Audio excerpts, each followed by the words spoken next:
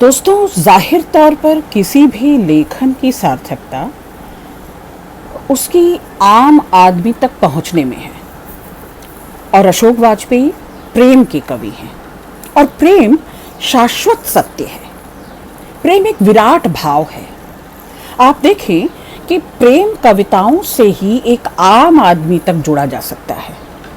प्रेम एक शाश्वत सत्य है। जब मैं कह रही हूँ तो यह एक ऐसा भाव है जो था, है, रहेगा। और प्रेम कमोबेश मुझे लगता है कि हर जीव जंतु में पलता है।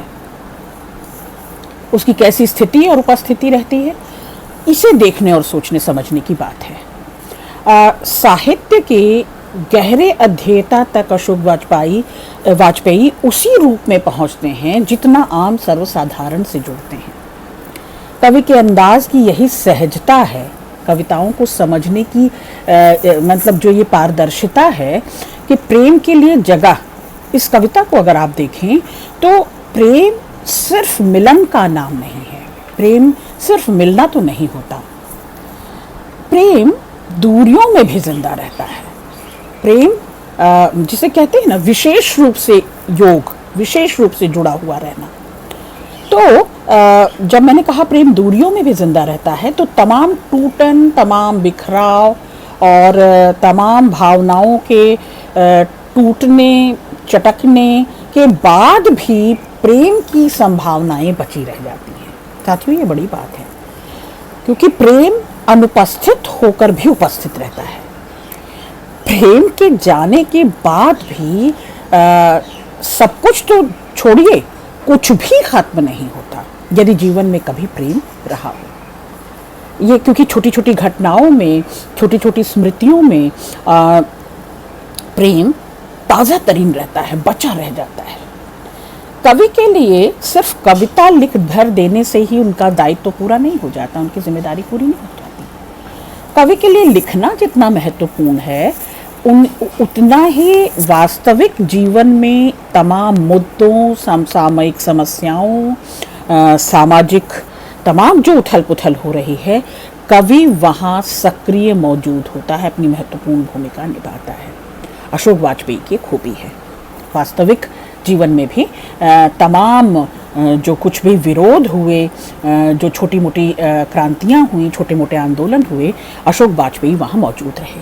2015 में ये दादरी घटना के विरोध में भी विभिन्न साहित्यकारों के साथ साहित्य अकादमी पुरस्कार लौटाए जाने में अशोक वाजपेयी का नाम भी शामिल था। इस तरह के तमाम मुद्दों में वाजपेयी जी जन पक्ष के साथ खड़े नजर आते हैं। यानी इसीलिए मैंने कहा सर्वसाधारण के कवि हैं, इसीलिए मैंने कहा कि साधारण की पहुंच में हैं और आम जन के कवि हैं। कहीं नहीं वहीं इस काव्य संग्रह को 1994 में भारत सरकार द्वारा साहित्य अकादमी पुरस्कार से नवाजा गया। अशोक वाजपेयी महात्मा गांधी अंतर्राष्ट्रीय हिंदी विश्वविद्यालय वर्धा के कुलपति रहे। वर्तमान में आज अशोक वाजपेयी कला अकादमी के अध्यक्ष हैं। भोपाल में भारत भवन की स्थापना में भी अशोक वाजपेयी जी की काफ़ी महत्वपूर्ण भूमिका रही। इनके अब तक कई काव्य संग्रह आ चुके हैं। जो कुछ मुझे याद हैं वो, क्योंकि एक लंबी फेहरिस्त है, पर जो मुझे याद हैं उन काव्य संग्रहों में 2020 तक जो काव्य संग्रह आए हुए हैं, शहर अब भी संभावना है, एक पतंग अनंत में, अगर इतने से, कहीं नहीं वहीं, बहुरी अकेला, घास में दुबका आकाश, आविन्यो, जो नहीं है अभी कुछ और, समय के पास समय, कहीं कोई दरवाज़ा, दुख चिट्ठी रसा है, पुनर्वसु, विवक्षा, कुछ रफू, कुछ थिगड़े, इस नक्षत्रहीन समय में कम से कम हार जीत।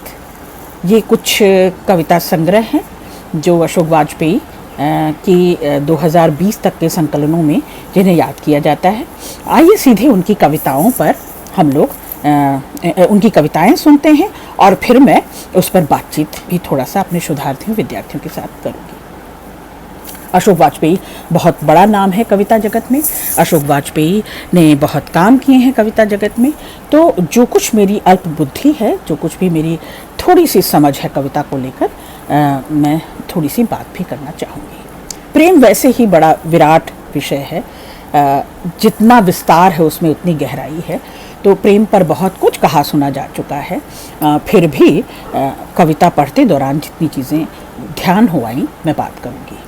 पहली कविता है, नहीं सिर्फ आत्मा ही नहीं झुलसेगी, नहीं सिर्फ आत्मा ही नहीं झुलसेगी प्रेम में, देह भी झुलस जाएगी, देह भी झुलस जाएगी उसकी आँच से। नहीं सिर्फ देह ही नहीं जलेगी, नहीं सिर्फ देह ही नहीं जलेगी, अंत्येष्टि में आत्मा भी भस्म हो जाएगी। प्रेम हो या मृत्यु, ऐसी कोई पावक नहीं जो सिर्फ आत्मा को जलाए या सिर्फ देह को। एकमात्र यही प्रेम कवि हैं अशोक वाजपेयी, जो प्रेम को भाव से अधिक संभावना समझते हैं। कोई सूक्ष्म चीज इससे ज्यादा वे जोड़ते हैं वास्तविकता से उसे।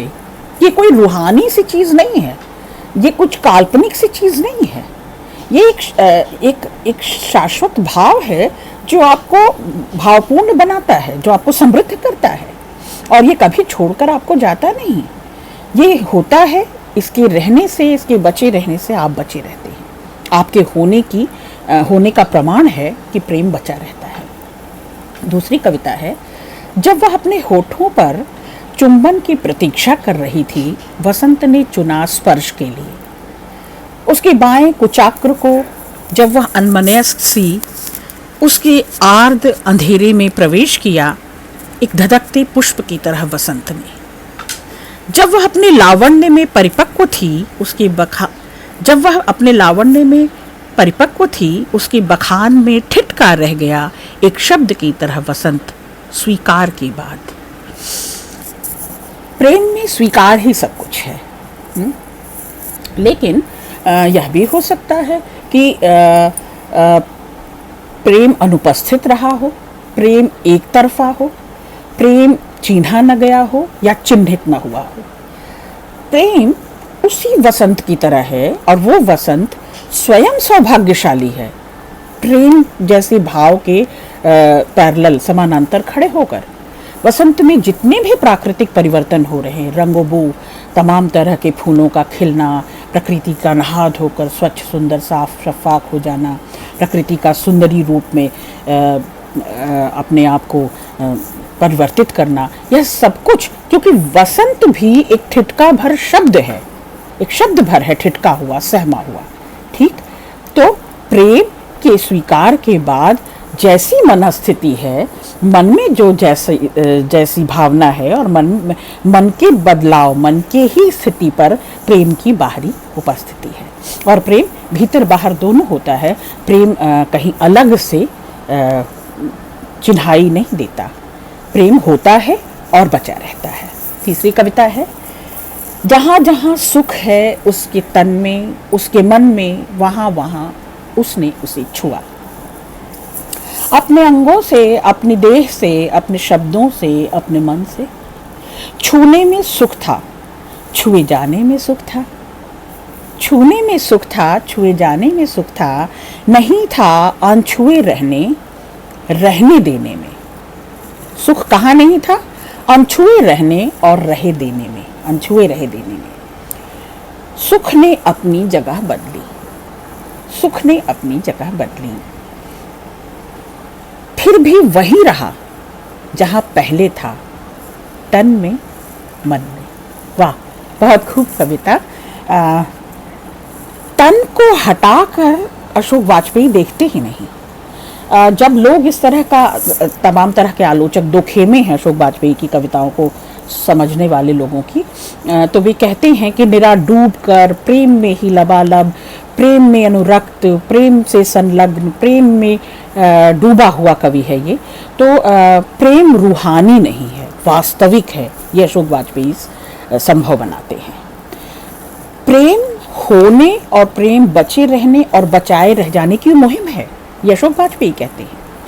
तो प्रेम को कोई काल्पनिक भाव अशोक वाजपेयी नहीं कहते। अशोक वाजपेयी कहते हैं कि इस देह को अगर सुख नहीं है, इंद्रियों को अगर सुख नहीं है, तो मन तक कहाँ से कैसे पहुंचे। ये ठीक वही भाव है जो मुझे कबीर में कभी दिखाई देता था कि लोक में प्रेम नहीं किया जिसने, वो पारलौकिक प्रेम क्या समझेगा।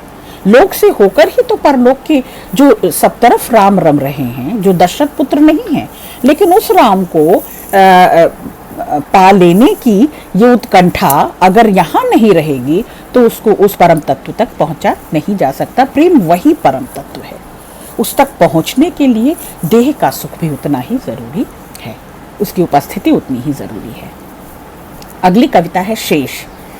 सब कुछ बीत जाने के बाद बचा रहेगा प्रेम, केली के बाद शैया में पड़ गई सलवटों में, मृत्यु के बाद द्रव्य स्मरण सा अश्वारोहियों से रौंदे जाने के बाद हरियाली ओढ़े दुबकी पड़ी धरती सा, गर्मियों में सूख गए झरने की चट्टानों के बीच जड़ों में धसी नमी सा बचा रहेगा अंत में भी प्रेम। ये ऑप्टिमिस्ट होना नहीं हुआ, ये आशावादिता तो है, मैं मानती हूँ, लेकिन ये संभावनाशील होना है। यानी कि कवि पूरी सृष्टि के बचाए जाने की मुहिम में एक तरफ खड़ा है और पूरी शिद्दत से ये दर्ज करा देना चाहता है कि समूल नाश के बाद भी प्रेम बचा रहेगा। प्रेम को यदि तुमने बचा लिया तो ये फिर से बसेगी दुनिया और फिर पुनर्नवा हो जाएगी और पुनर्निर्माण होगा, पुनर्जीवन मिलेगा।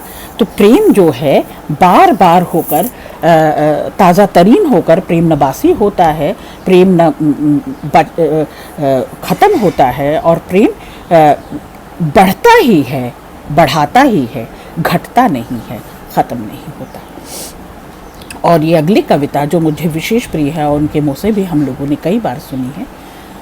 तुम चले जाओगे और थोड़ा सा यहाँ भी रह जाओगे, तुम चले जाओगे पर थोड़ा सा यहाँ भी रह जाओगे, जैसे रह जाती है पहली बारिश के बाद हवा में धरती की सौंधी सी गंध, भोर के उजास में थोड़ा सा चंद्रमा, खंडहर हो रहे मंदिर में अनसुनी प्राचीन नूपुरों की झंकार।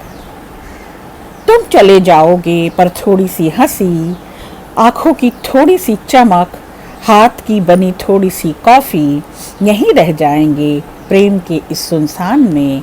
तुम चले जाओगे पर मेरे पास रह जाएगी प्रार्थना की तरह पवित्र, प्रार्थना की तरह पवित्र।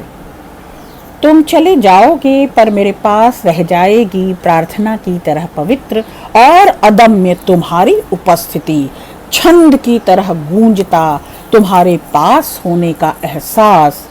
तुम चले जाओगे और थोड़ा सा यहाँ भी रह जाओगे, और थोड़ा सा यहाँ भी रह जाओगे।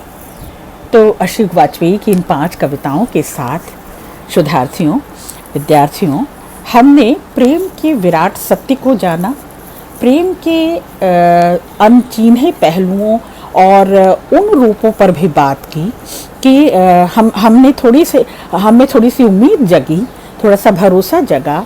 ये भरोसा, ये उम्मीद ही प्रेम है कि हम और सब कुछ नष्ट हो रहा है, जब तमाम तरह के संबंध दरक रहे हैं, सारी दुनिया प्रलय की ओर बढ़ रही हो, लेकिन इन प्रलयंकारी स्थितियों में अगर कुछ बचा सकते हो और जिसकी ओर बार बार कोशिश कर सकते हो तो वो प्रेम ही है जिसको बचा लेंगे तो पूरी सृष्टि फिर से जवान, खूबसूरत और रहने लायक हो जाएगी। बहुत शुक्रिया।